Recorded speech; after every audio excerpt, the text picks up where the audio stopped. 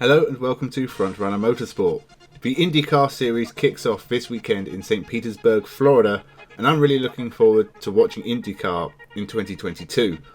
2021 was a really exciting year for the series, but it kept you guessing right until the end. Hopefully we can expect more of that this year. So once again, let's take a look at the teams and drivers making up the 2022 grid, and at the end I will lay down some predictions. Make sure you leave a comment with your predictions as well, and subscribe to the channel so you don't miss out on any of the action. With that, let's go team by team and take a look at what IndyCar 2022 has in store for us. AJ Foyt. Young Canadian Dalton Kellett returns for a third year with the team. He had some better results in 2021, but he still hasn't done anything too impressive, with a best finish of 12th. It'll be a minor miracle to see him break the top 10 in any race in 2022. Kyle Kirkwood is something of a superstar signing for Foyt. This young man has won everything on his way up to IndyCar, including last year's Indy Lights Championship. I think we could see something special from Kirkwood, and I can see him in an Andretti or Penske car in the next couple of years. The other end of the spectrum, how does Tatiana Calderon keep getting work? I have seen her flounder in almost every top series in the world. She's scored no points in Formula 2, no points in Super Formula, has nothing special to show from her time in World Endurance. How many chances will she be given? I'm not expecting much from her in IndyCar either. She's also not racing in the oval rounds, so that seat is still open. Sebastian Bourdais is not racing in IndyCar in 2022, focusing on IMSA with Chip Ganassi instead, but he, as a former Foyt employee, may be tempted to come join them for a bit of oval action. I doubt he wants to miss the Indy 500. Andretti. In my mind, the most exciting team in 2022. Colton Herta has been a name on a lot of tongues, with Andretti pursuing a seat at the Formula 1 table and wanting to bring an American driver with them. Then Colton Herta, who has proven to be one of the most exciting talents currently in motorsport, is surely perfect for that seat. He'll be a championship challenger in 2022. The signing of Romain Grosjean too is a good one. He started slow, but by the end of 2021 was putting in some top performances and some awesome overtakes, especially at Laguna Seca. And in 2022 he'll be at every round. Alexander Rossi is back, and whilst 2021 wasn't a great year, in fact he hasn't won a race since 2019, he's solid and will score points for Andretti. It's weird not seeing James Hinchcliffe and Ryan Hunter-Reay on a IndyCar grid, especially as the latter was with the team for 12 years, but I think Andretti has a great lineup this year, although I'm not sure about their last full-time driver. Devlin Di Francesco was a former Spanish Formula 3 champion, but overall was a bit of a flop in Europe. He scored no points in Formula 3 or GP3, and in 2021 he managed a 6th place overall in the Indy Lights series. It's not a massively impressive record on paper, and I think he's in for a tough year. Marco Andretti will be back for the Indy 500, and Andretti as a team are in a very good place. All eyes are on them after their bombshell Formula 1 announcement, and 2022 could be a damn good year for the Andretti team. Arrow McLaren SP. No real changes at Arrow's McLaren. I don't know what happened to Felix Rosenqvist last year. The Swede is definitely better than the results he got in 2021 and will be looking to bounce back in 2022. Pato O'Ward took his first wins in IndyCar last year and was a genuine title contender until the end. The young Mexican has plenty of time in his career to become an IndyCar legend. He is just 22 after all, and there will be plenty of chances to take wins in 2022. Pato O'Ward is going to be a top contender again this year. Juan Pablo Montoya will be back for the Indy 500 as well. He could win it, he's done it before. It may be the same lineup, but it's still a strong lineup for McLaren. They just need Felix to pull his finger out a bit. Chip Ganassi Racing.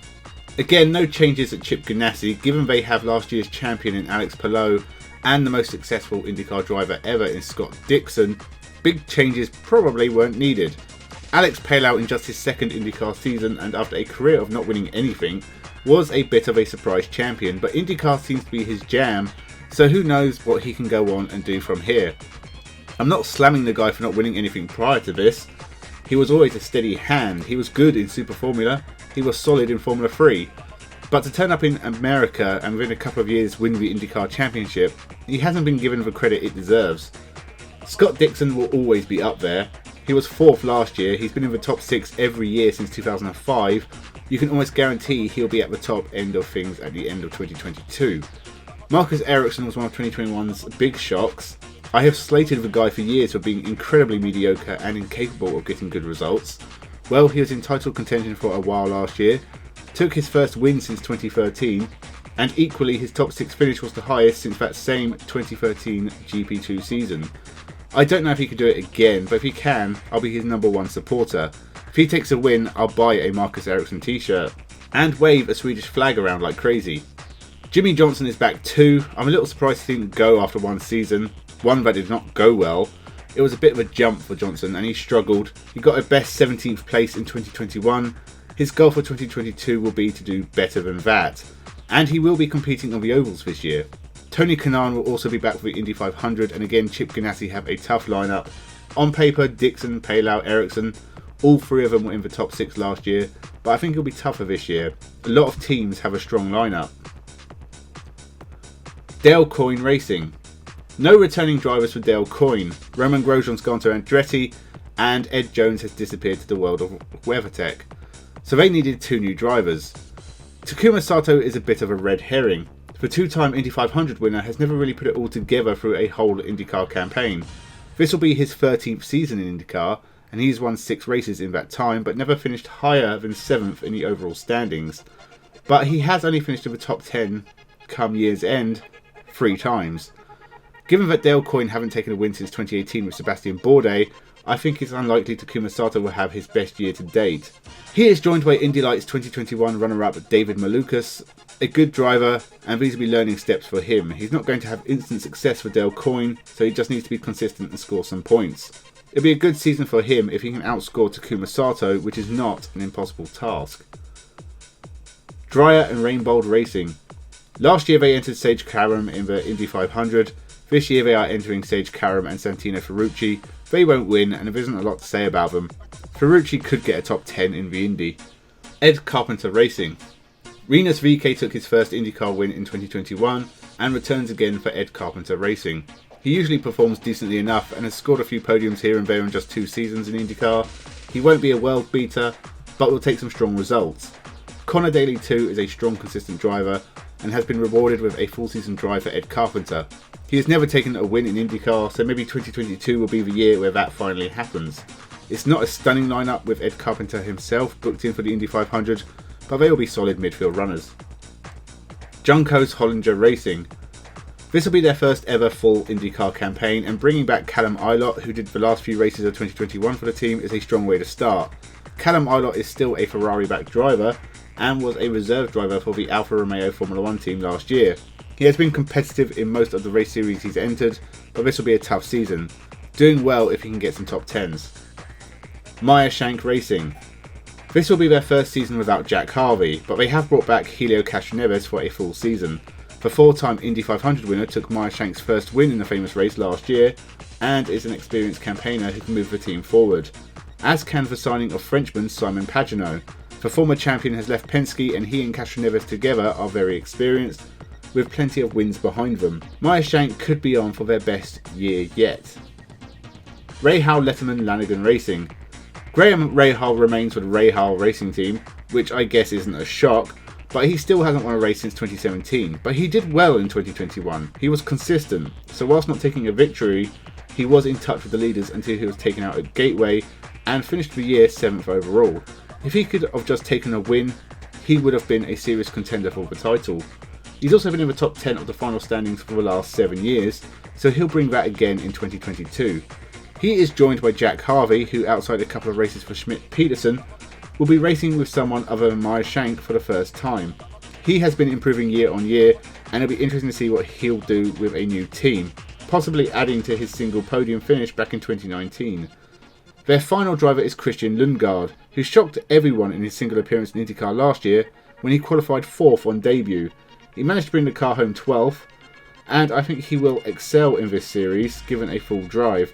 I think all 3 of these drivers will be capable of taking wins if the cards fall their way, but consistency will be the key for a strong championship challenge, especially going up against the bigger teams in the series.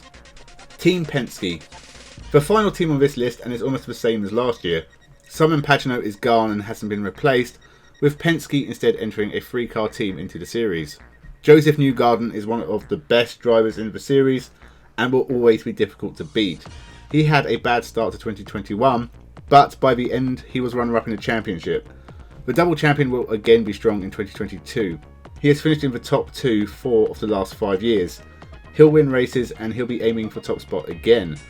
Will Power is not as good as he used to be and got caught up in way too many incidents last year. He needs to stop crashing.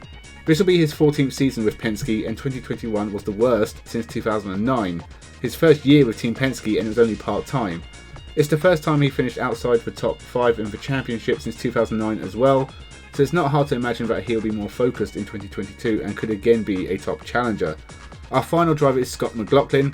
The former 3-time V8 Supercars champion had an impressive first year, taking a podium in Texas and finishing in the midfield.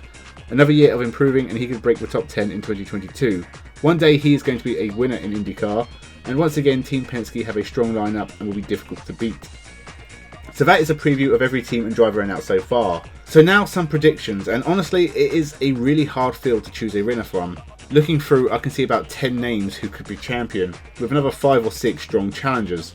So picking a winner is difficult, but I'm going to go for Colton Herta.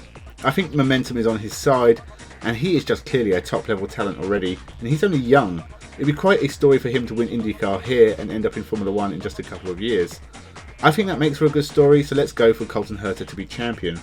I think Joseph Newgarden will finally win the Indy 500, which I predicted last year and will keep predicting until it happens, because it just will one day. I'll go for Christian Lundgaard to be Rookie of the Year. I think he just has a stronger team behind him than the likes of Callum Ilott and Carl Kirkwood, which is important, and it helps that Lundgaard is a super talent as well. This is such an exciting year for IndyCar. There's so much talent in this field, so many potential winners. Let me know in the comments your predictions. Who'll be IndyCar 2022 champion? Remember to subscribe for more motorsport content, leave a like and tell your friends. Thank you for watching and have a good one.